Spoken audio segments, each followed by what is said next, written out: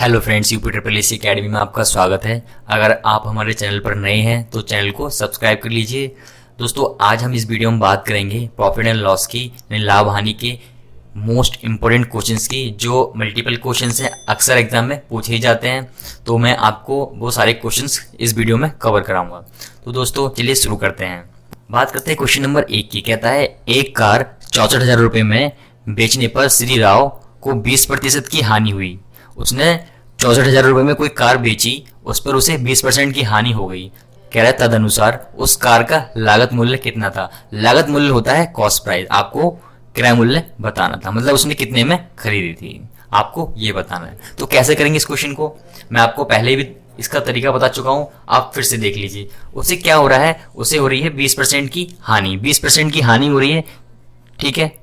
तो हम क्या लिखते हैं 20% को 20/100 ये लिखते हैं, 20/100 लिखते हैं। उसके बाद आप इसे काट लो, 20 एकम 20, 20 पंजे 100, आपके पास कितना आ गया 1/5 आ गया, ठीक है।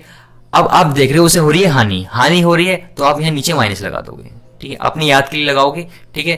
तो इसका मतलब ये हुआ कि 5 की चीज थी तो उसने वो 1 रुपए के लॉस पे बेच दी, यानी 5 की चीज थी तो 1 रुपए घटा के बेची उसने, तो कितने की 4 की बेच दी उसने, ठीक है। अगर यहां पर लाभ होता तो आप क्या करते, 5 में ये 1 जोड़ के 6 लिख देते, यानी 1 रुपए लाभ पर उसने वो वस्तु बेच दी। तो ये तो हो गया हमारा कॉस्ट प्राइस, कॉस्ट प्राइस मतलब क्रय मूल्य हो गया, और ये हो गया हमारा सेलिंग प्राइस, सेलिंग प्राइस मतलब हमारा विक्रय मूल्य हो गया, यानी 5 की चीज उसने 4 में बेच दी, ठीक है। हमें क्या दे रखा है, हमें दे रखा है उसे 64,000 रुपए बेचने पर हमें जो है सेलिंग प्राइस दे रखा है। तो सेलिंग प्राइस हमारा परसेंट के हिसाब से 4 है, तो आप क्या करोगे, इस 4 को इस 64,000 के बराबर रख दोगे। इसके बराबर रखोगे 64,000 के, तो ये कितना गुना हो जाएगा, जब इसके बराबर रखो ये हो जाएगा इसके 16,000 गुना। कैसे होगा, 64,000 को आप ऊपर रखो और भाग कर दो इस ऊपर वाले 4 से, जब इसे भाग करोगे तो ये आ जाएगा आपका 16,000, ठीक है। तो हम इस तरीका होता है हमारा निकालने का, 16 चौक के 64,000, ठीक है। जैसे ये 16,000 गुना है तो ये भी हमारा 16,000 गुना होगा। इसे भी 16,000 को गुना कर दो तो 16 पंजे 80 हो गया, तो ये आ गया आपका 80,000।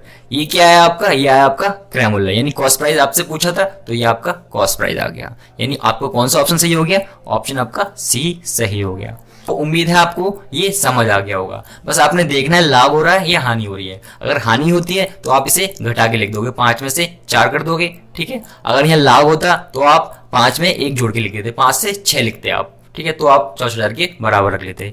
आई होप आपको ये क्लियर हो गया होगा। चलिए देखते हैं क्वेश्चन नंबर 2 को। चलिए दोस्तों बात करें क्वेश्चन नंबर 2 की। कहता है एक पुस्तक की लागत कीमत 150 रुपए है, 20% लाभ के लिए इसे किस कीमत पर बेचा जाए। यानी लागत कीमत दे रखी है, लागत कीमत क्या होती है आपको बताया है मैंने, लागत कीमत होती है कॉस्ट प्राइस, कॉस्ट प्राइस मतलब क्रय मूल्य, ठीक है, ये क्रय मूल्य होता है। ये आपको दे रखा है, कह रहा है 20% लाभ कमाना है हमें, तो उस वस्तु को कितने में बेचा जाए, आपको सेलिंग प्राइस बताना है, यानी विक्रय मूल्य आपको पूछा है। तो आप कैसे करोगे क्वेश्चन को, हमारा करने का तरीका वही होता है। क्या कहता है कि 20% के लाभ कमाता है वो, तो 20% मतलब 20/100, ठीक है। इसे काटोगे तो कितना आ जाएगा, 20 एकम 20, 20 पंजे 100, काट दो, ठीक है।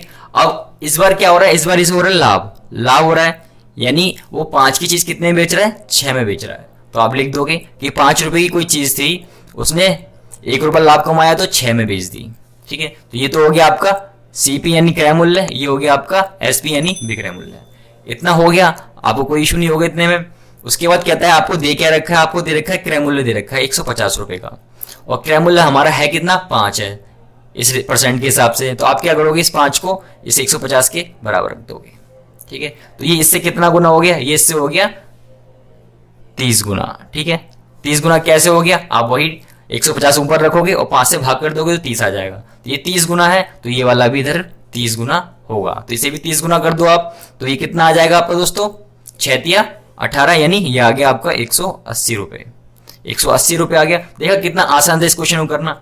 तो आपका कौन सा ऑप्शन सही हो गया, ऑप्शन नंबर बी आपका सही हो गया। अगर ये इस तरीका मैंने आपको क्यों बताया कि अगर आपसे आगे और भी क्वेश्चन को इंक्लूड कर देता कि 10% हानि होती, 20% लाभ होता, तो आप इस तरीके से इसे सॉल्व करते जाते, आपको कोई इश्यू नहीं होता, ठीक है। ये तरीका मैंने इसलिए आपको बताया। चलिए देखते हैं क्वेश्चन नंबर 3 को। दोस्तों बात करें क्वेश्चन नंबर 3 की, बहुत ही इंपॉर्टेंट क्वेश्चन है और बच्चों को नहीं आता ये, ठीक है।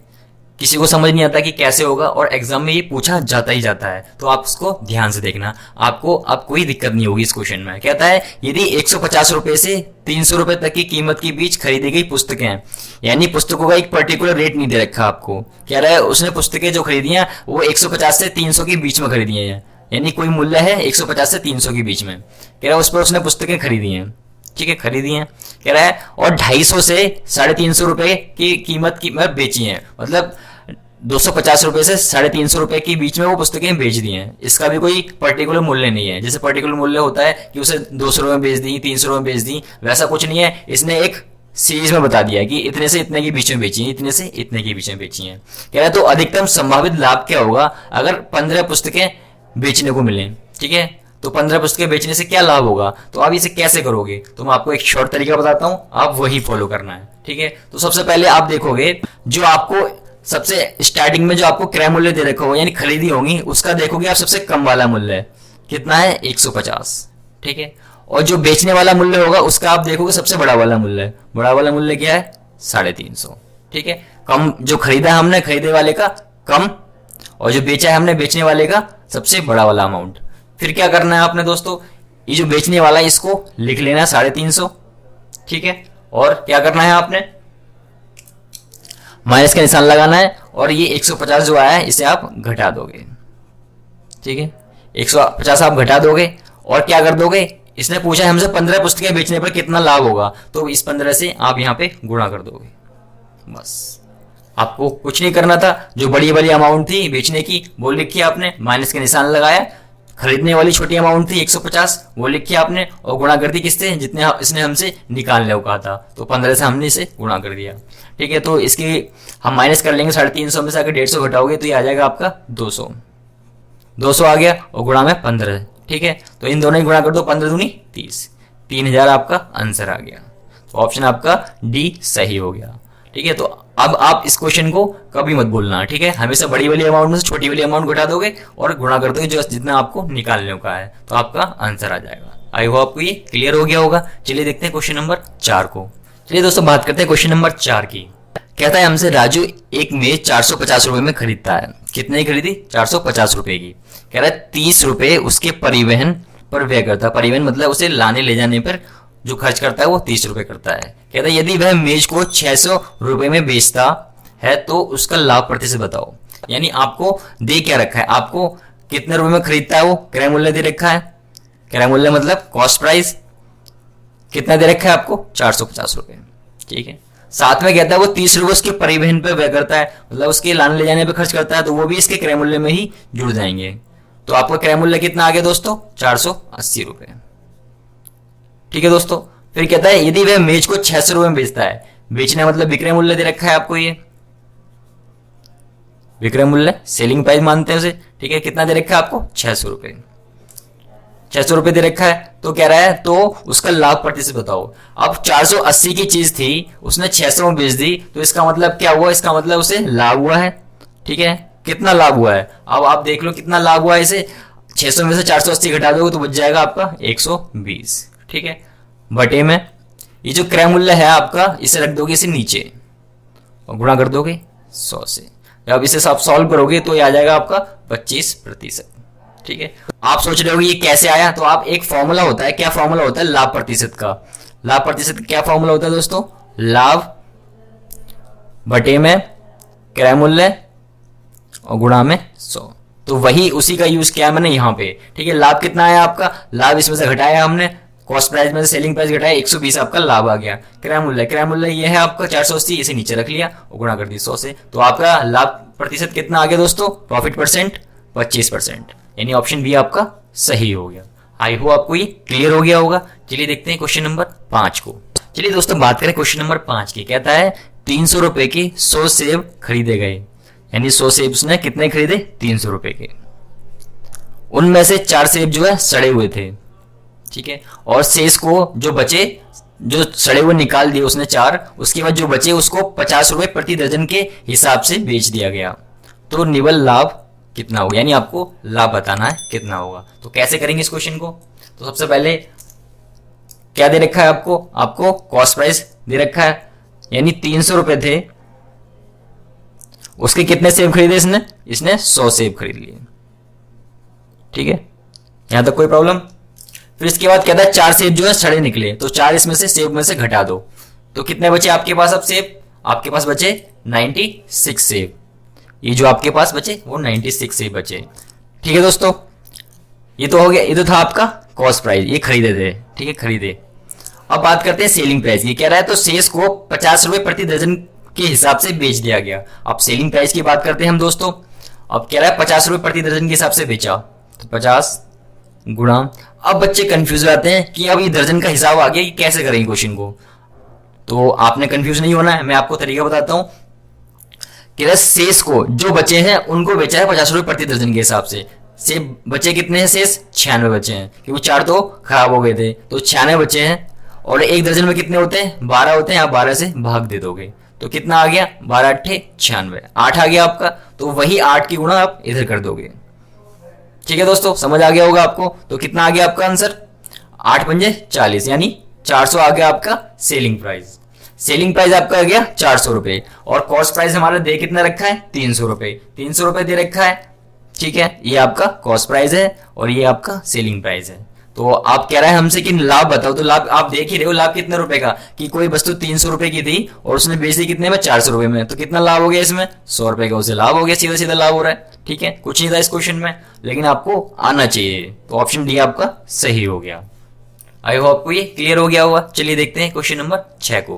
क्वेश्चन नंबर 6 करने से पहले दोस्तों आपसे एक रिक्वेस्ट है कि ज्यादा से ज्यादा आप वीडियो को शेयर कीजिए, अपने फ्रेंड से चैनल को सब्सक्राइब करवाइए, इससे वो भी इन वीडियोस का लाभ ले सकें। चलिए देखते हैं क्वेश्चन नंबर 6 को। इंपॉर्टेंट क्वेश्चन है। कहता है रमेश ने 10 साइकिलें प्रत्येक 500 रुपए की कीमत पर खरीदी। 10 साइकिलें खरीदी उसने, कितने रुपए? 500 रुपए की कीमत पर, यानी एक साइकिल को उसने कितने में खरीदा? 500 रुपए में। प्रत्येक कह रहा है। ठीक है, कह रहा है उनमें उसने सभी साइकिलों की मरम्मत पर 2000 रुपए खर्च कर दिए। ठीक है, इतने में खरीदी और 2000 रुपए उसने एक्स्ट्रा और खर्च कर दिए। कह रहे उसने उनमें 5 साइकिलें प्रत्येक 750 की कीमत पर बेची। मतलब 10 साइकिल थी, 10 में से उसने 5 तो बेच दी, कितने में? 750 रुपए में। कह रहा है और शेष कितनी बची? 5 बेच दी, 5 बच गई, क्योंकि टोटल 10 थी, तो शेष जो है 550 की कीमत पर बेच दी। यानी 5 जो है उसने 550 में बेच दी। 5 बेच दी 750 में और 5 बेच दी 550 में, यानी टुकड़ों में उन साइकिलों को बेच दिया उसने। कह तदनुसार उसके लाभ या हानि का कुल प्रतिशत बताओ। तो आपको लाभ या हानि बताना है। ठीक है, क्वेश्चन इतना लंबा सा है, लेकिन कुछ नहीं है क्वेश्चन में, बहुत ईजी है। तो कैसे करना है आपने? तो आपको देखो, सबसे पहले कॉस्ट प्राइस दे रखा है कि रमेश ने 10 साइकिलें प्रत्येक 500 रुपए कीमत पर खरीदी, यानी कॉस्ट प्राइस आपको कितना दे रखा है? कॉस्ट प्राइस दे रखा है आपको 10 साइकिलों का कितना? 500 रुपए। गुणा कर देंगे। ठीक है, और साथ ही कहता है कि 2000 रुपए उसने खर्च किए उन पे मरम्मत पे। जो एक्स्ट्रा खर्च होता है ना, वो भी कॉस्ट प्राइस में जुड़ता है। जैसे हमने लास्ट क्वेश्चन में किया था कि उसके लाने ले जाने पे 30 रुपए खर्च हुए थे, तो वो भी उसके कॉस्ट प्राइस में ही ऐड होता है। वैसे यहाँ पर उसकी मरम्मत पे खर्च हुए हैं, तो वो भी कॉस्ट प्राइस में जोड़ दोगे। 2000 रुपए जोड़ दो आप इसमें। ठीक है, तो ये आपका कितना आ गया? ये 5000 हो गया प्लस 2000, तो आपका कितना आ गया दोस्तों? ये 7000 आ गया। ठीक है दोस्तों, 5 साइकिलें उसने 750 रुपए की कीमत पर बेची। अब 5 थी बेची हैं, तो सेलिंग प्राइस है ये। ठीक है, जिनमें से 5 बेची है उसने कितने में? 750 में। ठीक है, कह रहा है और शेष बचे कितनी? 5 बची, वो कितने बेच दी इसने? 550 में बेच दी। इसकी भी गुणा कर देंगे 5 से। ठीक है, तो इसे सॉल्व कर लो। 750 की आप 5 से गुणा करोगे तो ये आ जाएगा आपका 3750, और 550 की 5 से गुणा करोगे ये आ जाएगा आपका 2750। इन दोनों को जोड़ोगे तो ये आ जाएगा आपका 6500। यहां तक आपको समझ आ गया होगा। अब हमसे इसने पूछा क्या है? इसने हमसे पूछा लाभ या हानि का कुल प्रतिशत बताना है। अब आपके पास कॉस्ट प्राइस है, सेलिंग प्राइस है, तो आप लाभ प्रतिशत निकाल दोगे। कुछ नहीं है इस क्वेश्चन में, तो आप कर दो। इस 7000 में से ये 6500 आप घटा दो। ठीक है, 7000 में 6500 घटाओगे तो ये आपके पास कितना आ जाएगा? 500 आ जाएगा। ठीक है, 500 आ गया। अब आप देख रहे हो कि 7000 की चीज थी कोई, और उसने 6500 में बेच दी, तो उसको क्या हो गया? उसको हानि हो गई। हानि हो रही है, यानी ये आपको क्या हो रहा है? लॉस परसेंट निकाल रहे हैं, लॉस हो रहा है। ठीक है, तो 500 यहाँ आ गया। उसके नीचे क्या रखते थे हम, चाहे प्रॉफिट परसेंट हो चाहे लॉस परसेंट, कुछ भी निकाल रहे हो, हम हमेशा रखेंगे कॉस्ट प्राइस को इसके नीचे ही। ठीक है, तो 7000 आप नीचे रख दोगे और गुणा कर दोगे 100 से। 100 से गुणा कर दी, जब इसे आप सॉल्व करोगे, सॉल्व करके आ जाएगा आपका 7 सही 1/7%। ठीक है, 50/7 आएगा, तो आप इसे फ्रैक्शन में लेके लिखोगे तो ये 7 सही 1/7% आ जाएगा आपका। तो ये आपका क्या है, ये आया आपकी हानि प्रतिशत। ठीक है, कुछ नहीं था क्वेश्चन में, लेकिन आपको आना चाहिए था। ठीक है, आई होप आपको ये क्लियर हो गया होगा। दोस्तों कमेंट करके बताइए वीडियो आपको कैसी लगी। अगर वीडियो अच्छी लगी है तो वीडियो को लाइक जरूर करें, साथ ही हमारे यूट्यूब चैनल को सब्सक्राइब कर लें, साथ ही वीडियो को ज्यादा से ज्यादा लोगों तक पहुंचाएं। अगर आप इन क्वेश्चंस की पीडीएफ डाउनलोड करना चाहते हैं तो हमारे नीचे दिए गए लिंक से डाउनलोड कर सकते हैं। साथ ही साथ अगर आप हमसे जुड़ना चाहते हैं तो हमारे फेसबुक पेज को लाइक कर सकते हैं, जिसका लिंक नीचे डिस्क्रिप्शन में दिया हुआ है।